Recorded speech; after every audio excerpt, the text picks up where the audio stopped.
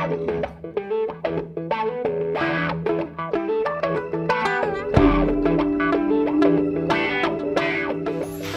internautes, bonjour. Alors si vous ne le saviez pas, le rosé est en Provence. Il a une place importante. Je vous dirais que c'est le meilleur vin du monde, mais vous ne me croirez pas parce que vous savez que je suis parti pris.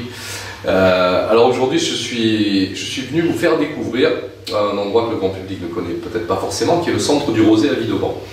J'ai le plaisir de rencontrer aujourd'hui Gilles Masson, le directeur de ce fameux centre du rosé.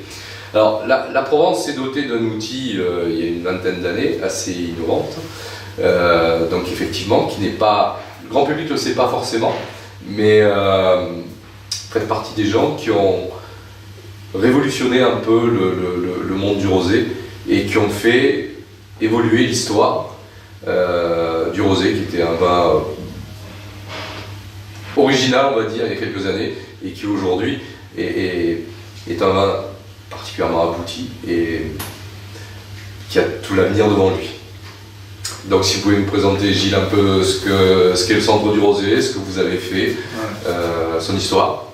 En effet, on remonte il y a une vingtaine d'années, où une poignée de vignerons provençaux, dont je dis aujourd'hui que c'était des visionnaires, se sont dit qu'on est en train de se spécialiser dans cette production de rosé et de détenir une forme de leadership. Et ce leadership, si on veut le garder dans l'avenir, il faut investir dans la recherche et dans l'innovation. Ils ont eu le courage, la volonté de créer cet outil, certes petit, mais unique au monde, qu'il est resté aujourd'hui. Le centre de recherche sur le vin rosé est le seul centre qui étudie le vin, qui est spécialisé sur le rosé dans le monde entier. Et donc, il y a 20 ans, ils ont créé cette aventure-là en réunissant un bâtiment, des hommes. Et c'est depuis le début, quoi. Et j'ai la chance de faire partie de l'aventure depuis 18 ans maintenant. C'est un bonheur d'avoir été là au départ, bien entendu, et d'avoir accompagné cet élan professionnel de la Provence vers ce produit-là. C'est une aventure extraordinaire et je crois que l'actualité leur donne raison d'avoir eu ce courage-là et d'avoir su promouvoir ce vin et d'en avoir amélioré la qualité. Comment c'était il y a 20 ans, le rosé? Parce que même moi, des fois, on voit la mariée peut-être un peu trop belle et un peu plus belle, mais c'est comment il y a 20 ans par rapport à aujourd'hui, c'est passé quoi?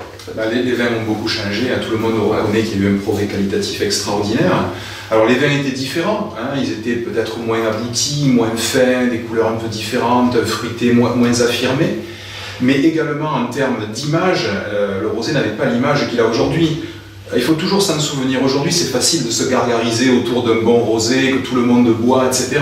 Mais à l'époque, quand même, c'était le petit vin qui était décrié. Moi, je me souviens avoir reçu des équipes de journalistes ici qui me disaient votre truc qui brûle l'estomac et qui fait mal à la tête, etc.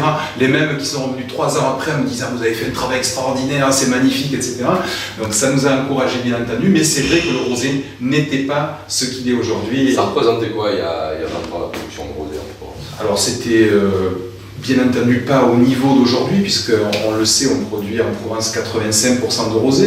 On a franchi des étapes petit à petit, on est passé de 40 à 50, puis à 60%, et on est rentré dans ce cercle vertueux où à la fois la quantité de rosé produit et sa qualité ont augmenté, et on séduit ce consommateur qui était intéressé et attentif à ce nouveau produit qui émergeait. Pourquoi il était intéressé et attentif? Parce qu'il proposait ce vin des nouveaux codes de consommation.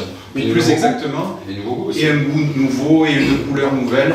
Et il y a eu vraiment un intérêt pour ce produit-là. En plus, sa qualité augmentait parallèlement, donc ça a fait une synergie fabuleuse et qui explique cette belle histoire qu'on connaît aujourd'hui. Et qui n'est pas finie. Et qui n'est pas finie, on s'emploie à ce qu'elle perdure. On n'a vraiment pas du tout envie que tout ça s'arrête. Il y a un cercle vertueux, il y a une belle histoire qui s'est créée, un discours commun, une culture, une fierté régionale de ce produit. Aujourd'hui, moi je vois les vignerons qui parlent avec passion et fierté de leur produit, c'est magnifique.